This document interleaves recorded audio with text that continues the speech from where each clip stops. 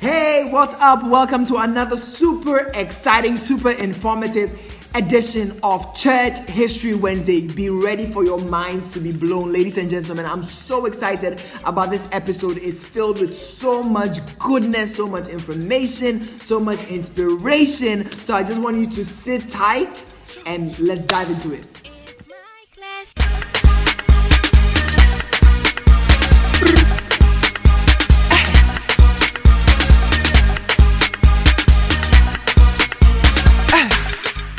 Today we are going to talk about the famous, the world-renowned William Booth. I bet you've heard about the Salvation Army, right? Does it ring a bell?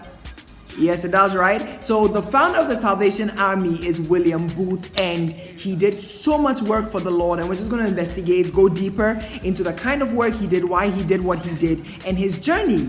All right, so William Booth was an English Methodist preacher, and he was born in Nottingham in the UK in 1829. So, that was a long time ago, folks. A long time ago.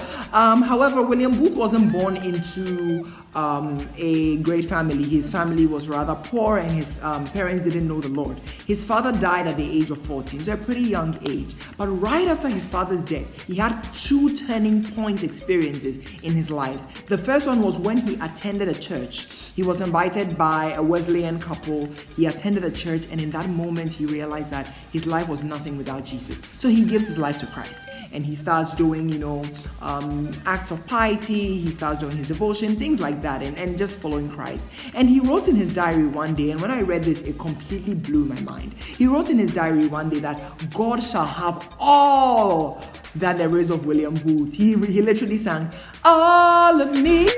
Okay, that wasn't too good, but you get the point. So that marked the turning point for his life, that invitation to church. Another turning point in his life was when he heard from an American revivalist in Nottingham. He was so moved and so inspired, and he said, you know what, I need to do the work of God. So he and his friends started doing evangelistic outreaches, preaching to people in public, inviting them to church. They just couldn't contain the love of God in their hearts. They had to tell someone. Have you heard the song, Take My Life and Let It Be Consecrated Unto Thee? You heard the song? Or have you heard, her name is Sheila, ooh, strange woman, avoid her at all costs, so you will pay the price. This isn't the first time. Those are songs that we do in our church. And this isn't the first time that things like that have been done. In the 1800s, William Booth decided to take secular music, change the words into Christian words, and published it out. And so many people came to know the Lord because of this. It was a means of attracting people to the Lord. And he got flack for it. A lot of people pushed back against it. People said, secular music, why are you using secular music? And one of his very notable responses, I want to read it for you. He says, secular music, do you say it belongs to the devil? Does it?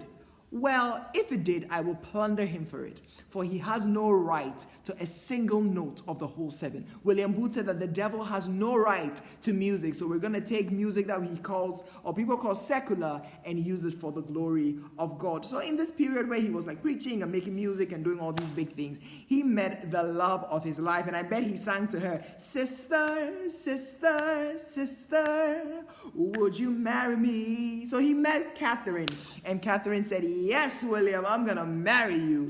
And after they got married in 1855, they started doing more like formal ministry. They settled into like a church and doing formal ministry. But they realized that, this wasn't really their calling. Their calling was in the street and to the poor and disadvantaged. And something William Booth said, he said, go for the lost and go for the worst. So, they formed the Salvation Army in 1878, and they started going out into all the world. They went into Iceland, South Africa, India, Switzerland, France.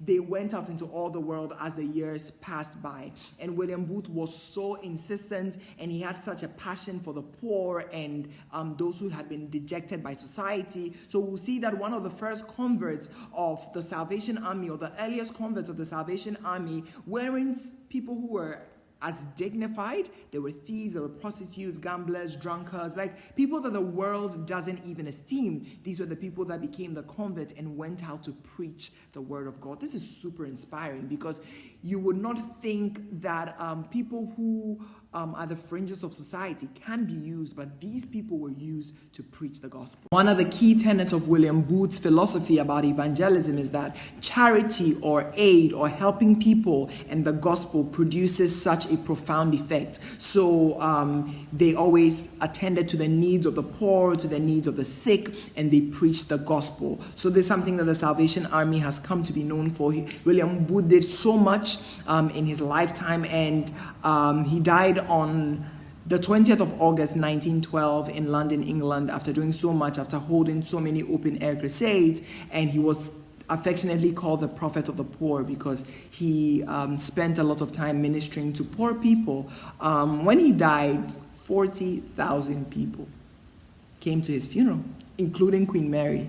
I tell you, no banker, no doctor, no lawyer has had 40,000 people come to their funeral, including the Queen. So he was doing something right. Indeed, he was doing something right.